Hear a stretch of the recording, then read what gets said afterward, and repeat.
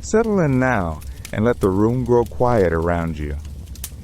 Loosen your shoulders, let the day drift a little farther behind you, and breathe out slowly, the way one exhales by a low fire in a wood-paneled room.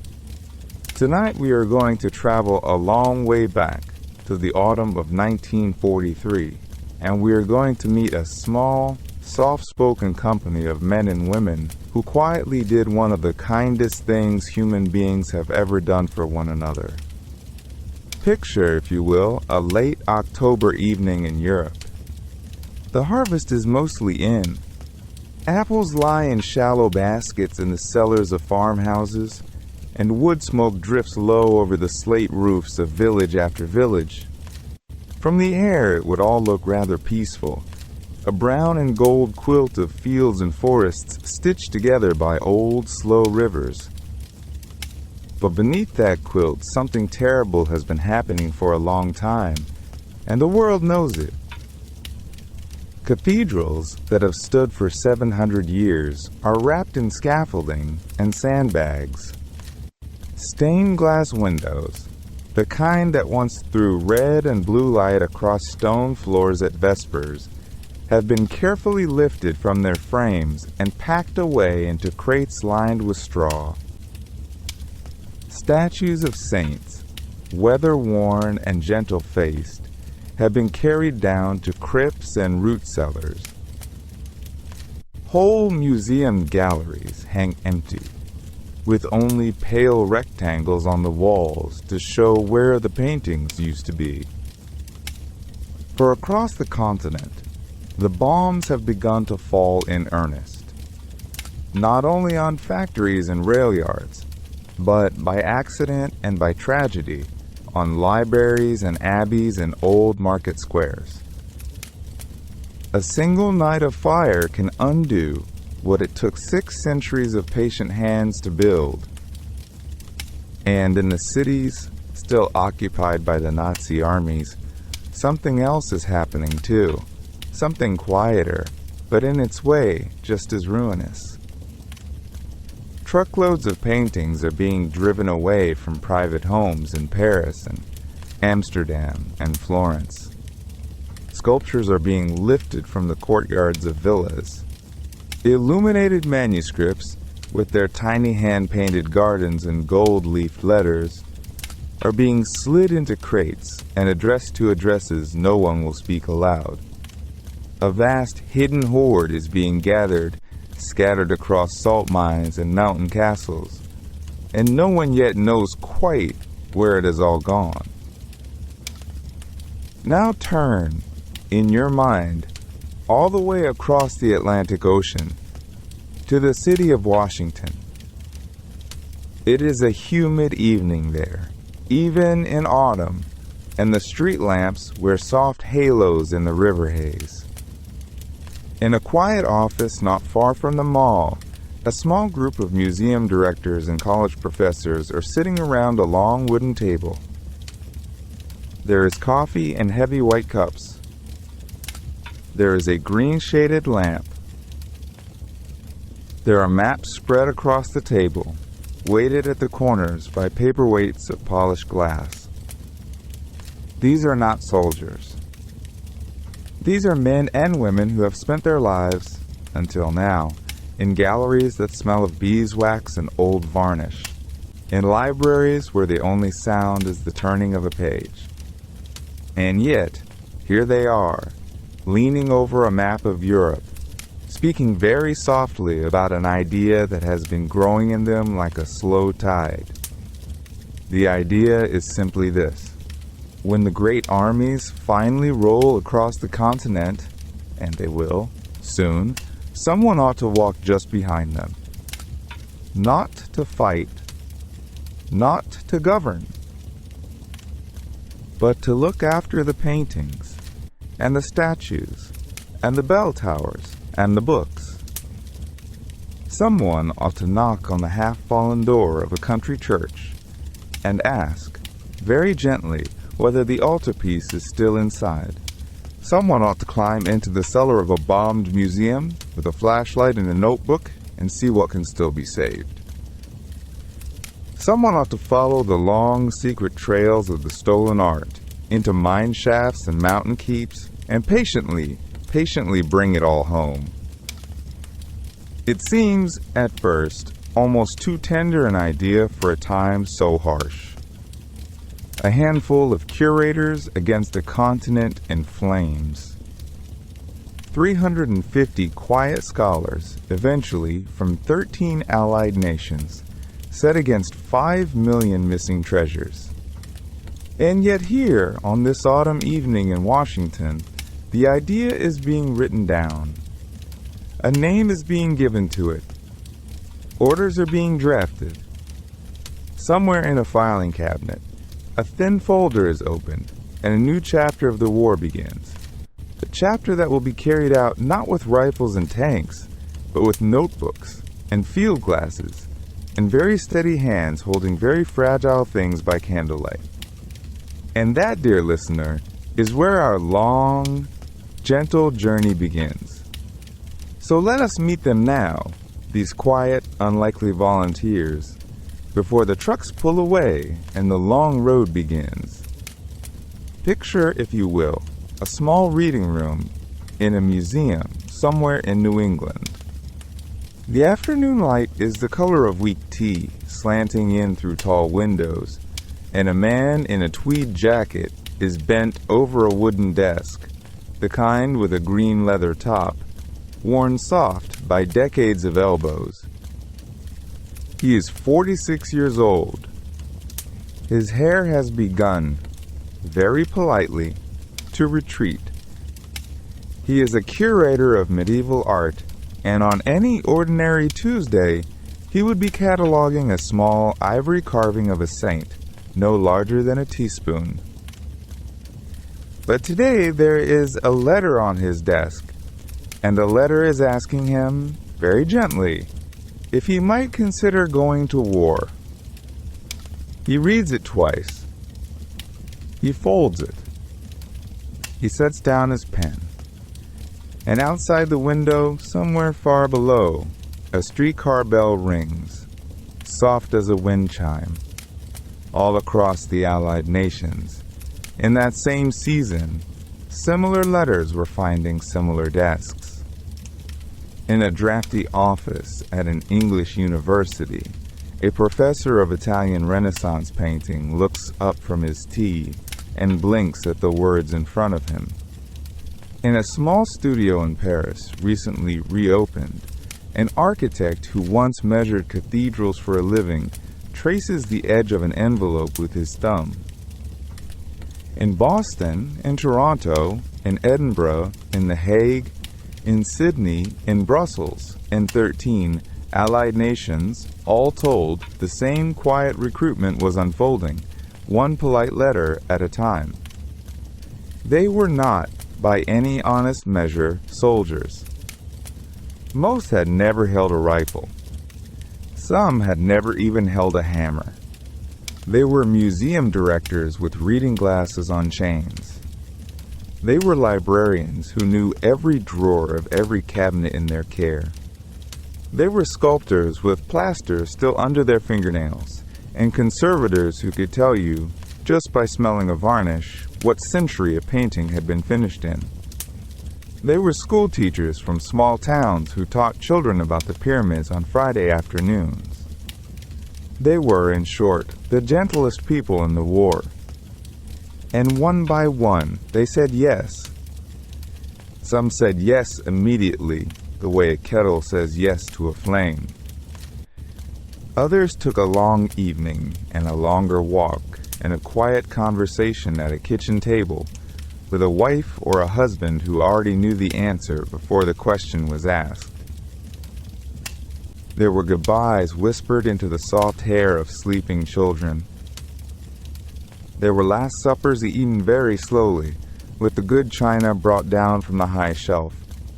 There were promises made, to write often, to come home safely, to bring back nothing but stories. Then came the strange business of becoming a soldier. Imagine, if you can, a man of 53 who has spent his life among Greek vases, learning to march.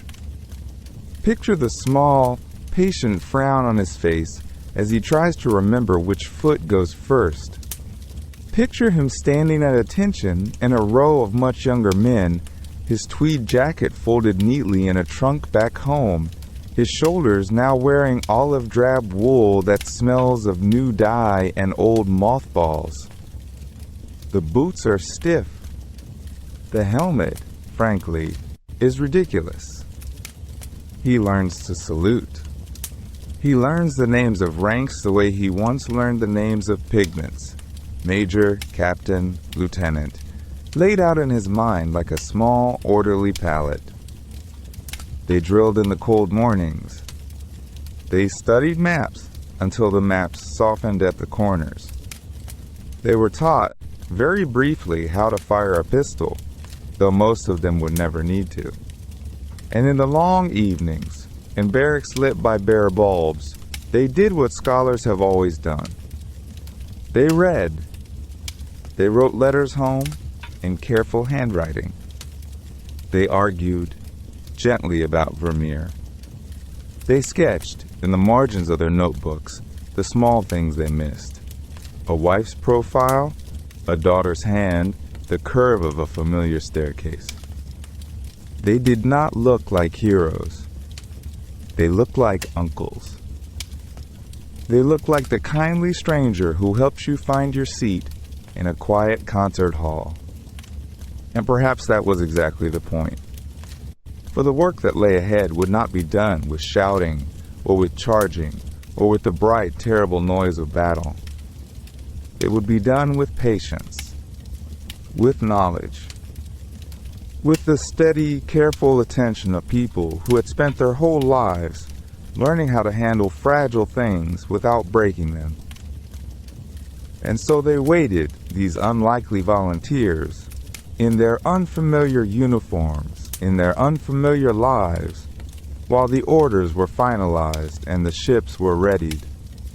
They waited, as you and I are waiting now, for the long, quiet journey to begin. The morning of their crossing came softly, the way important mornings often do, without trumpets or speeches, only the gray light of an English spring spreading slowly over the harbor at Southampton. The monuments men gathered on the docks with their kit bags at their feet, their breath visible in the cool air, their pockets stuffed with the strange tools of their trade.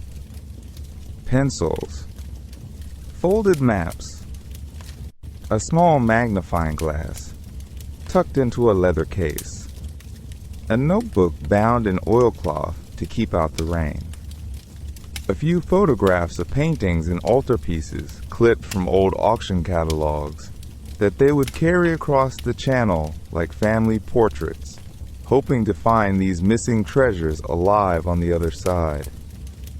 The ships were enormous, painted the dull, forgiving gray of the wartime sea, and the men climbed the gangways slowly, blinking in the salt wind, settling themselves among soldiers half their age. Around them moved the great machinery of the invasion, the trucks and the crates and the long lines of young infantrymen, and the monuments men found their small corner among it all, sitting quietly on coils of rope, on wooden chests, on the hard benches below decks. Some of them dozed. Some of them read. Some of them simply watched the dark water slide past the porthole and thought about the cities they had only ever known from books. The crossing was slow and gentle, much gentler than they had feared. The channel, which had swallowed so many fleets in its long history, lay smooth that night beneath a thin blanket of mist, and the great convoy moved through it like a careful procession of candles, each ship a small light, each light part of a larger pattern that stretched all the way to the coast of France. And somewhere in the middle of that quiet flotilla, our scholars and our curators and our museum directors leaned against the bulkheads and let the engines hum them towards sleep, the way the gentle creak of an old house can lull a tired traveler in an unfamiliar inn. When they came ashore in Normandy, days or weeks behind the first waves of the landing, the beaches were already changed. The tide had washed the worst away. The wreckage had been pushed into tidy piles, the way a careful host might tidy a parlor after a difficult night. And beyond the beaches, the lanes of France opened before them, narrow and hedge-lined and impossibly green, the orchards beginning to bud, the cows wandering back into their fields, and the villages, many of them broken, all of them quiet, waiting to see who would come down their roads next. The monuments men traveled in jeeps that were never quite their own, borrowed from one unit and lent to another, dusty and patched and prone to breaking down in scenic places. They carried their lists on index cards bound together with rubber bands, each card a small prayer, each card a name. A Vermeer last seen in a private collection in Antwerp. A Bruegel taken from a museum in Brussels. A medieval altarpiece pried from the wall of a chapel in the Loire Valley. The Ghent altarpiece itself, that 12-paneled marvel of the early Flemish masters, missing now, somewhere in the great fog of occupied Europe. Each card a question. Each card a hope. They drove slowly through villages where the dust of bombardment had not yet settled, where the bells had not yet been rehung in the towers, where old women in black dresses came out of their doorways to watch the strange jeeps go by. And the monuments men would stop in the village squares and unfold their maps on the hoods of their vehicles and ask, in patient, careful French, whether anyone had seen a painting, a statue, a reliquary, anything at all that did not belong to the village. And often, very often, someone would nod. And someone would lead them to a cellar, or to a barn, or to a hidden room behind a baker's oven, and they would find, against all reason, something rescued. A small wooden saint. A folded canvas. A book of hours wrapped in a child's blanket and buried beneath the potatoes. These were the first small mercies of their work, the early gifts of a long and gentle harvest.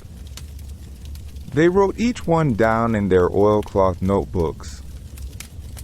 They thanked the villagers in soft voices. They carried the treasures back to their jeeps with the same tender, practiced care they had once used to lift a Donatello from its plinth in Florence. And then they drove on, into the deepening countryside, into the next quiet village, into the long, slow, patient work of bringing the lost things home. The road north from those small Norman farms unfolded slowly, the way a long afternoon unfolds when there is nowhere in particular to be. Hedgerows leaned in close on either side. Apple trees, half their blossoms still clinging on, brushed the canvas tops of the jeeps as they passed. And somewhere ahead, beyond the next low ridge, the spire of an old cathedral rose from the dust like a finger pointing patiently at the sky. It was not whole anymore. Half the roof had been opened by a single shell in the spring, and the bells had fallen silent in their broken loft.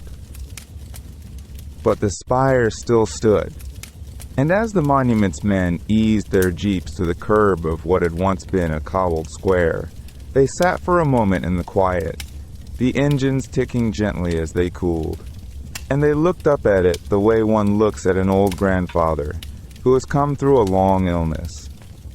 They went in slowly. The great west door had been blown half from its hinges, but it still swung when one of them pressed a gloved hand against it, and it gave way with the soft, sighing complaint of very old wood.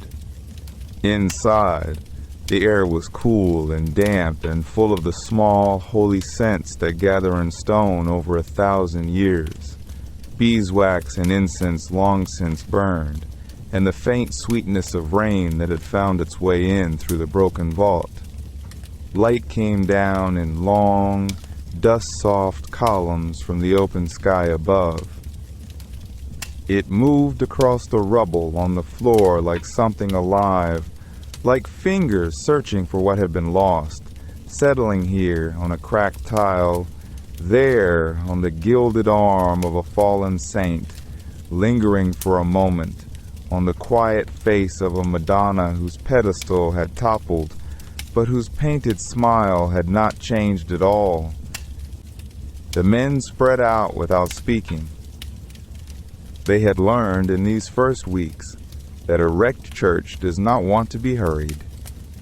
One of them, a tall officer with a quiet manner and gray beginning at his temples, lit a small kerosene lantern and set it on a broken pew.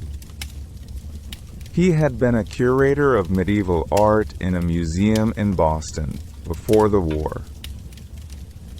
He had spent 20 years in rooms where the loudest sound was the soft scratch of a pencil against paper.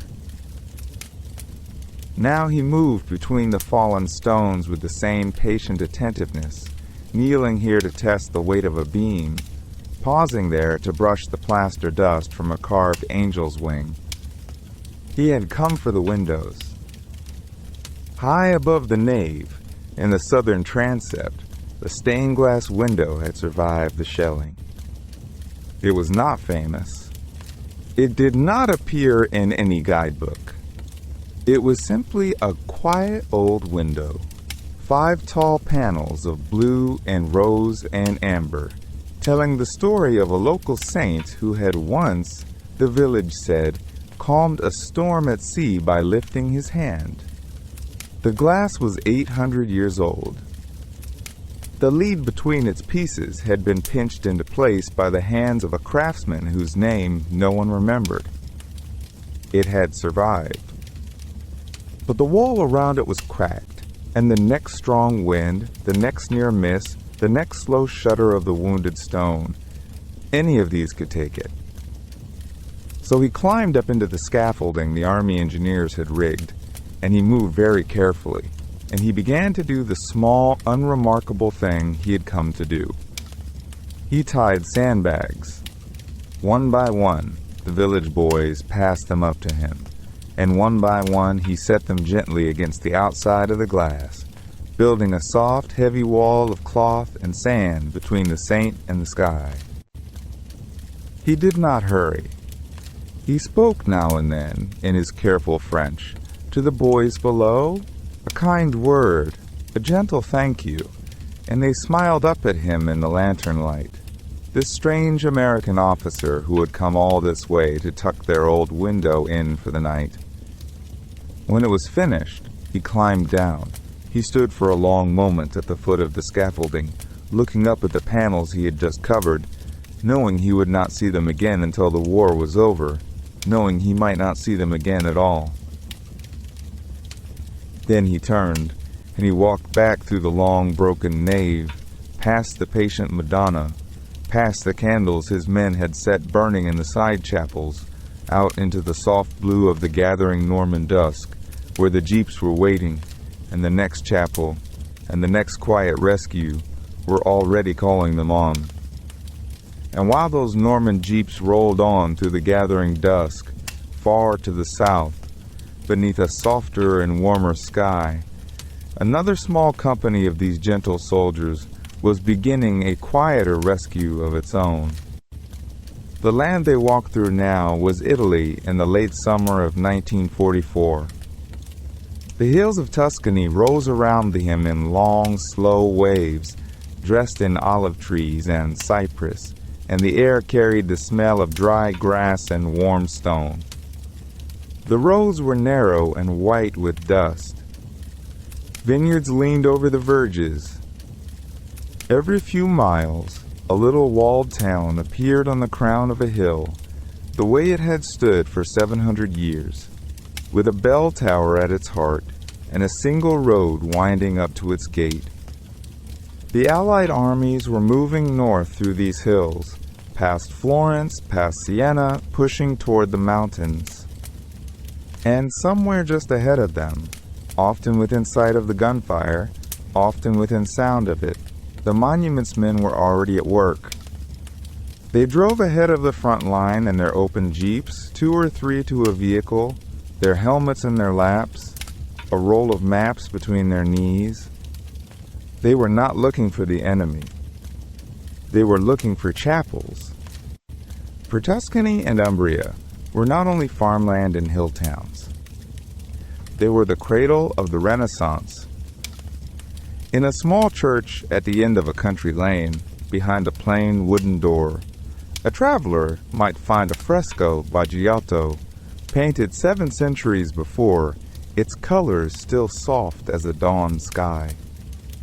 In a side chapel of a monastery on a quiet hillside, behind a curtain of dust, an angel by Fra Angelico might still be lifting his slender hand in greeting, dressed in pale rose and pale blue, as patient as he had been the day he was painted. In a dim sacristy off a forgotten village square, a Madonna by Botticelli might be waiting, her eyes lowered, her hands folded, holding the same gentle silence she had held since the days of Lorenzo de' Medici.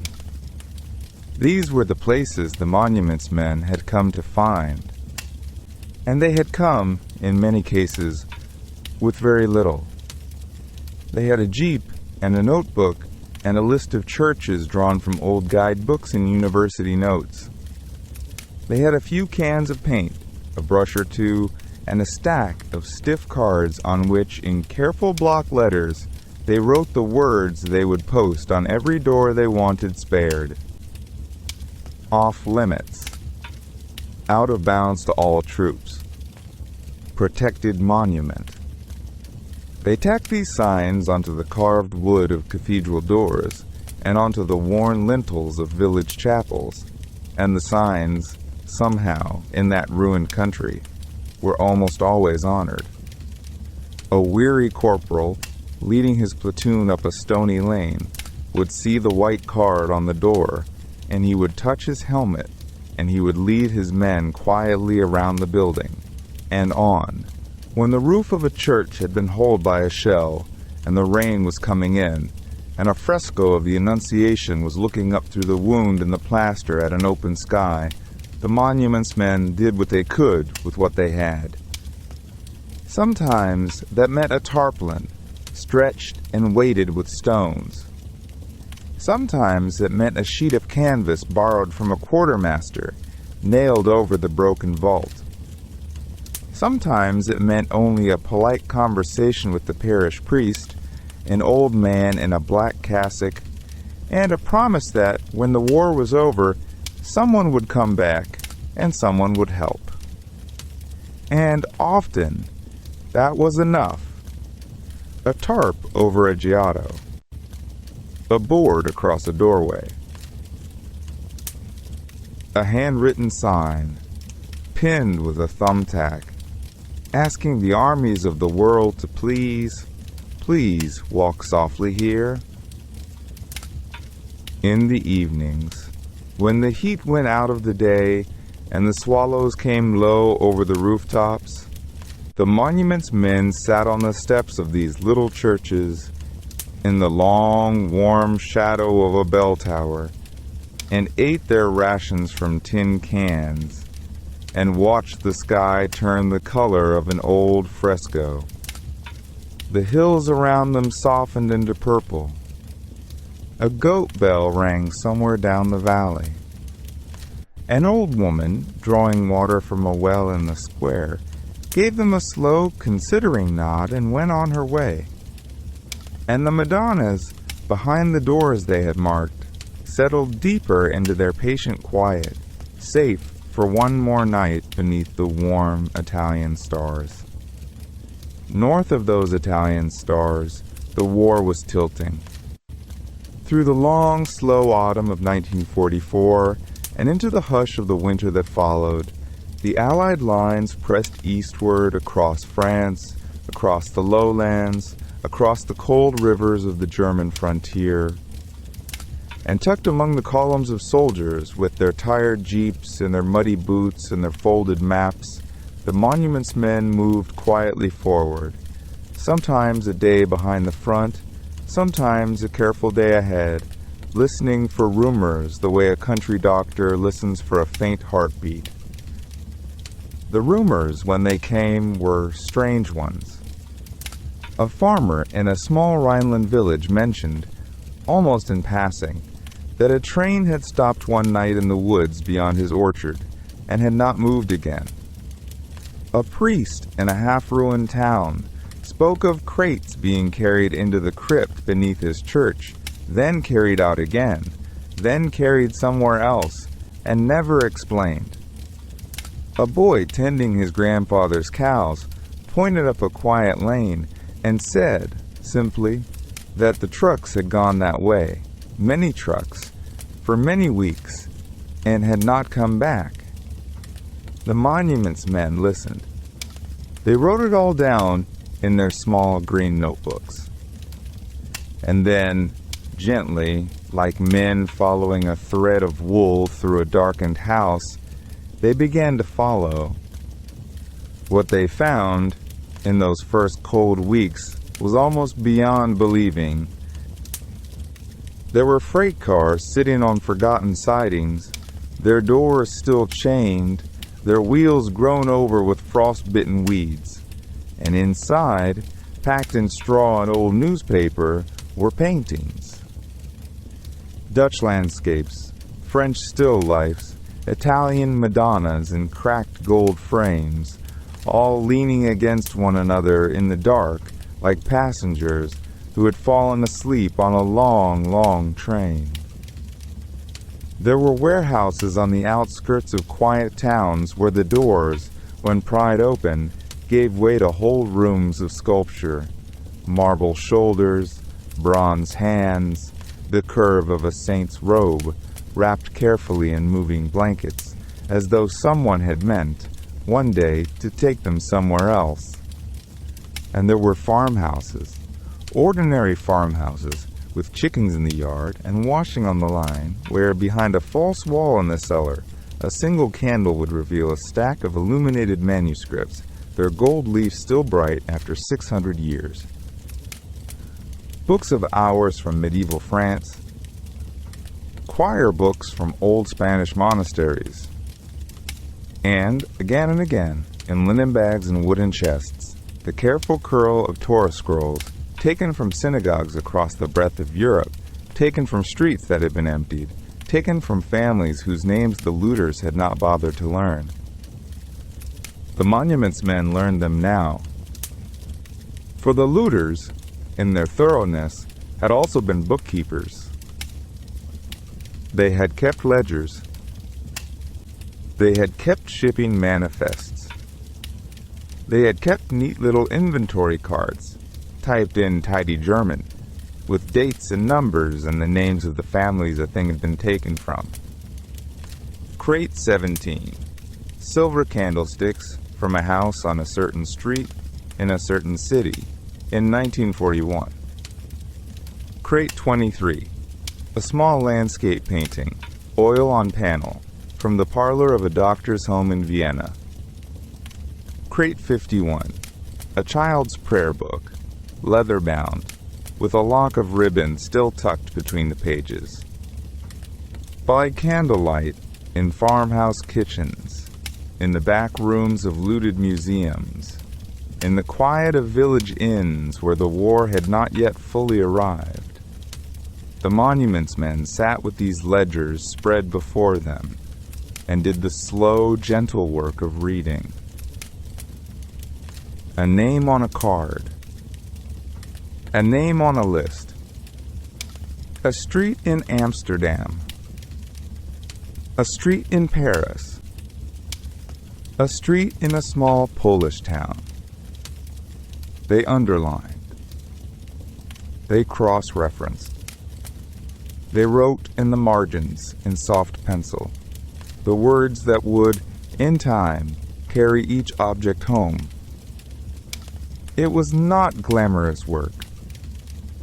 It was patient work, the work of librarians, of archivists, of the kind of person who loves a quiet afternoon and a well-kept index card. And yet, beneath the lamps in those chilly rooms, something tender was happening. With every ledger they opened, every shipping note they smoothed flat, every name they whispered aloud to make sure they had it right, the looters' careful theft was being slowly, lovingly undone. A trail had been laid in tidy ink by men who believed it would never be read against them. And now it was being read, not in anger, but in care. As one might read an old recipe from a grandmother's kitchen, trying to put back exactly what had once been there. Outside, the snow drifted softly over Europe. And inside, by candlelight, the long way home was beginning to be drawn. And so, let us travel south now, gently, the way a sleepy traveler might lean against a frosted train window and watch the countryside pass, out of the cold cathedrals and into the high, hushed country of the Bavarian Alps, where the mountains rise like sleeping giants beneath their blankets of snow. There, perched upon a wooded crag, stands a castle that looks less like a fortress and more like a dream someone forgot to wake up from. Neuschwanstein, the fairy tale castle of King Ludwig, with its slender white towers and pointed turrets, its tiled roofs the color of dusk, its windows shaped like the pages of an old storybook. For decades it had stood there above the pine forests, watching the seasons turn, and most travelers who saw it imagined only kings and queens and quiet legends inside. But in the spring of 1945, two American officers, monuments men, in muddy boots and weary coats, drove a small jeep up the long, winding road that climbed to its gates. They had come, not to admire the towers, but because of a rumor. A whisper in the rubble. A thin clue passed from village to village. And when at last they stood in the great courtyard, with the alpine wind brushing the silver pines below, they pulled open the heavy wooden doors and stepped inside. What they found, no one had imagined. Room after room of the storybook castle had been turned into a quiet warehouse of stolen things. Tens of thousands of treasures, gathered from all across occupied Europe, and brought secretly by train and truck up into these mountains to be hidden beneath the chandeliers of a king who had been gone for 60 years. In the long royal hallways, paintings were stacked against the walls like firewood. Vermeer, Rembrandt, the soft Madonnas of Italy, the bright meadows of the French masters, leaning tenderly upon each other as if for warmth. In the throne room, where Ludwig had once dreamed of swans and saints, there were crates upon crates of porcelain, each piece wrapped in old newspaper, sleeping like a quiet child. Tapestries lay rolled in the corridors. Carved cabinets were piled in the stairwells. Whole libraries of leather-bound books slept in soft mountains beneath the painted ceilings. And in the smaller chambers, in carved boxes and tin-tea tins and old shoeboxes tied with string, lay the most fragile things of all. The life work of European families. Wedding rings, pocket watches, candlesticks polished smooth by 100 Friday evenings, hairbrushes, silver spoons engraved with the initials of grandmothers no one would ever meet again, a child's locket, a grandfather's pipe, a small enameled brooch shaped like a violet, each one once carried in a coat pocket out of a vanished home, then folded into a Nazi inventory and sent up the mountain to vanish among the towers. There were so many treasures that the monument's men in their first days simply stood among them, hats in hand, and tried not to weep. One officer, a curator from a quiet New England museum, sat down on a wooden crate in the Great Hall and wrote in his notebook only this, that the rooms were so full of beauty and so full of sorrow that he could not yet tell where one ended and the other began. And so they began, again the way the monument's men always began. Slowly, tenderly. By candlelight when the power failed, and by lantern when the candles guttered out. They spread soft cloths across the long tables of the dining hall, and laid the treasures upon them, one at a time, the way a parent lays a sleeping child upon a bed. They wrote down each object in careful pencil. The size, the color, the maker, if known, the little label, if one had survived. And whenever a label whispered the name of a town or a family or a small synagogue in some far country, they wrote it down twice, so that nothing might be lost again. Outside, the alpine wind moved softly through the pines. The mountains held their long, patient silence, and inside the storybook castle, by the warm flicker of candle and lantern, the long, slow work of homecoming carried on through the night, paintings being lifted, ribbons being untied, jewelry being counted out as carefully as a lullaby. The fairy tale castle had kept its secret long enough.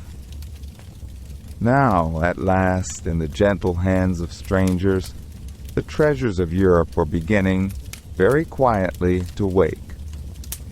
Far to the east of the fairy tale castle, in a quieter corner of the Alps, another secret was waiting to be gently unearthed. If you traced the rails and the river roads from Bavaria across into the Austrian highlands, you would come at last to a small village tucked between dark forests and pale, snow-covered peaks. The houses had wooden balconies and steep little roofs, and chimneys breathing soft white smoke into the cold blue evening. Cowbells drifted somewhere far above. A frozen lake mirrored the mountains, perfectly still, as though the whole valley were holding its breath. This was Altaussee, and just beneath its sleeping fields, hidden inside the heart of the mountain itself, lay the greatest treasure house the world had ever known. For centuries, miners had walked into these tunnels with lanterns swinging at their hips, chipping away at walls of pale rock salt that glittered like winter stars.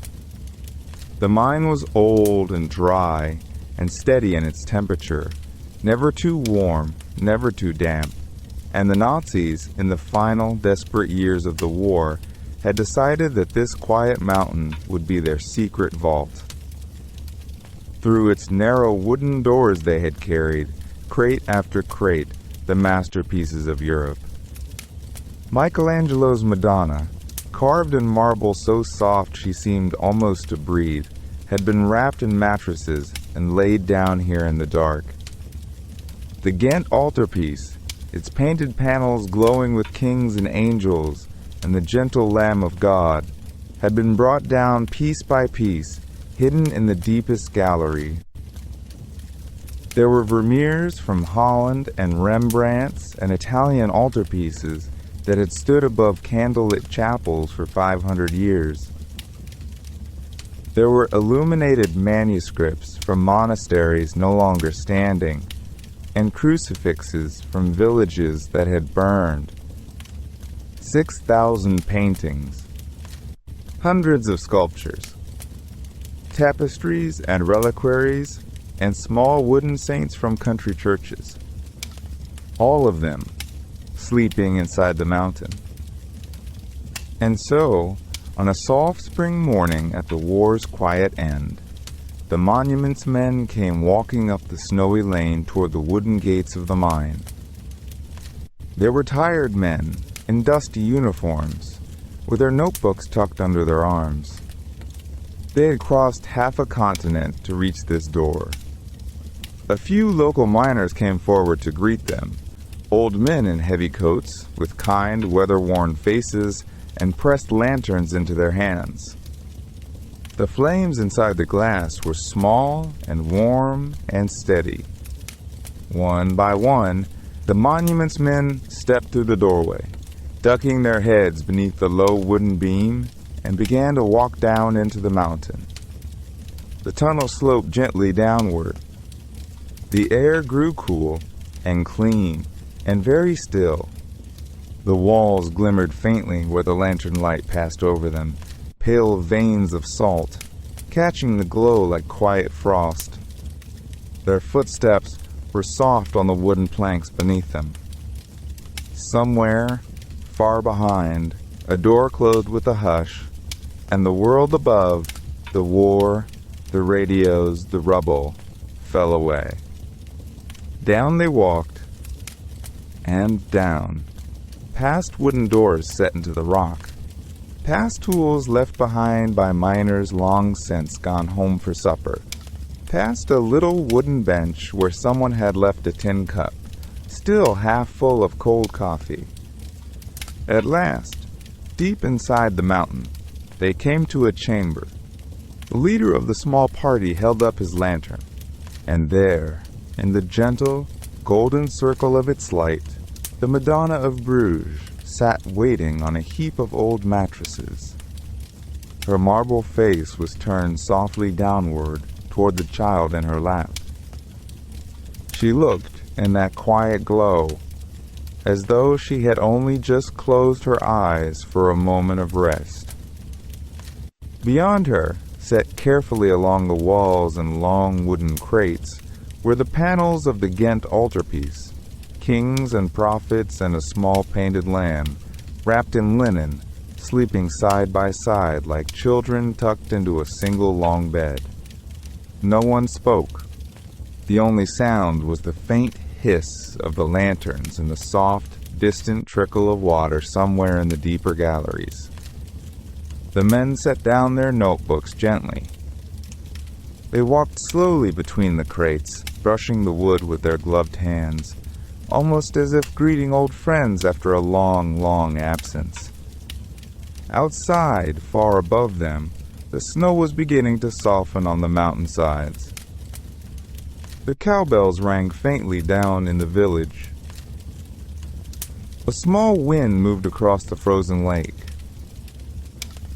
And inside the heart of the mountain, by the kind, steady light of miners, lanterns, the masterpieces of Europe, every Madonna, every angel, every quiet painted saint were at last very gently being found. And so, very slowly, the long journey home began. It did not begin with trumpets or speeches. It began the way most kind things begin, quietly in the early hours, with someone unrolling a clean wool blanket inside the back of a jeep.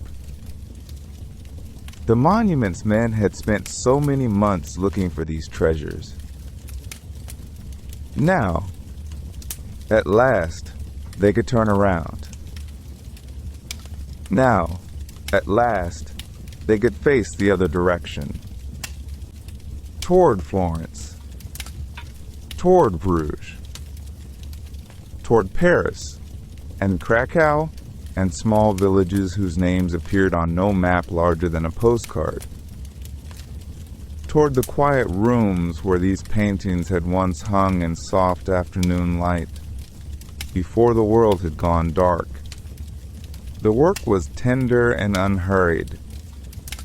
A Madonna by Michelangelo, wrapped first in tissue, then in linen, then in a soft gray blanket borrowed from an army cot, was lifted by 4 men into the back of a truck. They drove her down the mountain so gently that the engine seemed almost embarrassed by its own sound. At every bend in the road, the driver slowed, as if he were carrying a sleeping child. In a way, he was. Some treasures traveled by jeep, bouncing softly along alpine roads still patched with late spring snow. Some traveled by train in carriages that smelled of old coal and pine. Some traveled simply in the arms of a single curator who refused to let them out of his sight. A small illuminated prayer book carried across 3 borders inside a coat pocket, warmed all the way home by the steady beat of a human heart. In Belgium, the great altarpiece of Ghent, its panels of angels and lambs and quiet kneeling saints, was lowered carefully back into its cathedral, panel by panel, like pages being returned to a beloved book. The townspeople gathered without being asked. Nobody spoke. An old woman in a wool shawl simply placed her hand on the wooden frame, as one might greet a relative come back from a long journey, and then walked home through the soft evening to put on the kettle. In Florence, men in shirt sleeves and dust-streaked aprons reopened the Uffizi galleries 1 room at a time. They did not rush. They swept the floors. They dusted the picture rails. They opened the tall windows so that the warm Italian air could move once more through the corridors. And one by one, the paintings came back. Botticelli's Spring, Leonardo's Quiet Hands, the long line of Madonnas with their downturned eyes, settling onto the walls again as gently as birds returning to a familiar branch. In Vienna, a string quartet played in an empty museum for an audience of returning canvases. In Munich, a curator wept softly at the sight of a small Dutch landscape. Only a windmill, only a field, only a flat gray sky, leaning safely once more against the wall of his office. And then there were the smaller things. The things no headline would ever record. A silver spoon, engraved with a family's initials, carried in a soldier's breast pocket for 300 miles. A small wooden menorah, found in a wooden crate in a Bavarian barn, returned to a grandmother in Amsterdam who held it in her lap for a long time without saying a word.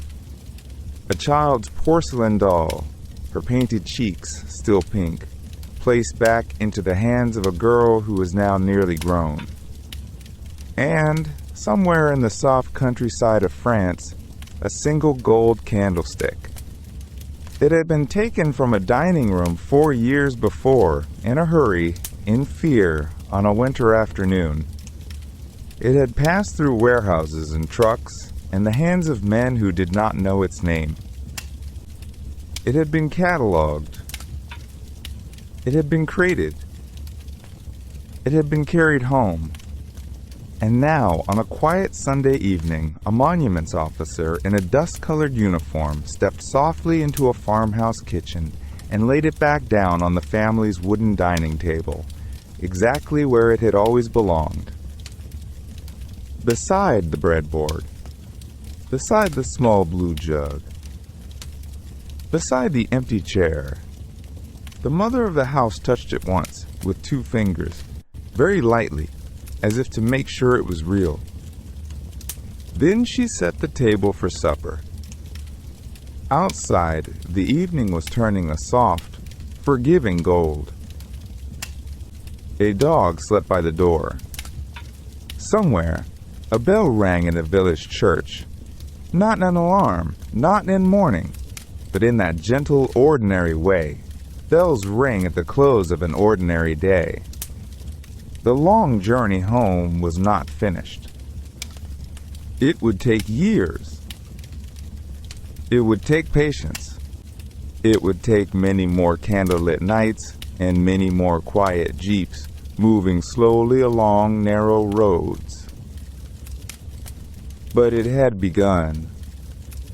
And so, slowly, gently, over the months and years that followed, it was finished. Crate by crate, the treasures came home. A Madonna returned to her chapel in a quiet Italian hill town, where the candles had been waiting for her on the altar. A small wooden saint, carved by hands no one remembered, was placed back in the niche above a village door in France, and the children walked beneath her again on their way to school. Stained glass, packed in straw and ferried across borders, was lifted once more into the windows of cathedrals that had stood half-roofed beneath the rain. And as the colored light fell again across the worn stone floors, it was as if the buildings themselves let out a long, slow breath. Family portraits, taken from apartments in Vienna and Amsterdam and Warsaw, found their way back to the few who remained. Some hung once more in living rooms, above mended sofas and quiet kettles. Some were placed, with great tenderness, into the hands of grandchildren who had only ever heard whispers of the faces in the frames. A grandmother smiling beside a window. A father in his good coat. A young couple by a piano, on an evening that had once seemed ordinary and was now precious beyond measure. In all, 5 million objects came home. 5 million paintings and prayer books, sculptures and silver candlesticks, tapestries and tiny enamel boxes, songs in ink upon old paper. Each one carried back, one careful journey at a time, by jeep and by hand, and by candlelight. And the monuments men, when their work was done, simply went home as well. They did not march in great parades. They did not write loud books, nor stand often upon stages. Most of them folded their uniforms into cedar chests, set their dusty boots by the back door, and returned to the small lives they had left behind. A curator went back to his quiet museum on a tree-lined street, and once again sat at a desk by a tall window, cataloging coins beneath a green lamp. An architect returned to his drafting table, where a kettle sang in the next room, and the smell of pencil shavings filled the afternoon. A young scholar of medieval manuscripts walked once more into a library where the lamps were low and the air smelled of paper and old wood, and sat down among his books as though he had only stepped out for a moment. They taught classes in small university towns, where leaves drifted past the windows in autumn and snow piled gently on the sills in winter. They led students through galleries and pointed, with quiet wonder, at brushstrokes laid down 400 years before. They tended their gardens. They walked their dogs in the evening. They became fathers and mothers and grandparents, and when their grandchildren climbed into their laps and asked what they had done in the war, many of them only smiled and said something soft, and changed the subject toward supper. They did not think themselves heroes. They thought themselves lucky. Lucky to have been there. Lucky to have been allowed, in a time of so much breaking, to gather up a few small pieces of beauty and carry them home. And somewhere, in a museum you may have visited without ever knowing, a painting hangs on a wall. A girl with a pearl earring. A saint with quiet eyes. A field of wheat beneath a wide blue sky. The light falls upon it, just so, and a child stands before it holding a parent's hand, and for a moment the whole room is still. That painting is there because, one cold night long ago, a tired man in a borrowed coat lifted it carefully out of a salt mine, wrapped it in a soft cloth, and placed it in the back of a jeep, and drove it slowly along a narrow road by the light of a single candle toward home. So as the fire burns low tonight, and the embers settle into their warm red sleep, Let us hold this gentle thought close, that the world is not only saved by armies and by speeches, it is also saved again and again by quiet people in small rooms, by curators with cataloging cards, by architects with careful pencils, by scholars with patient hands, by neighbors, by teachers, by anyone who decides that beauty is worth the long walk home. A few thoughtful people working by candlelight can carry the loveliest things through the darkest of nights. And so they did. And so, perhaps, may we. Sleep softly now. The treasures are safe. The candles are lit. And the long road home, at last, is quiet.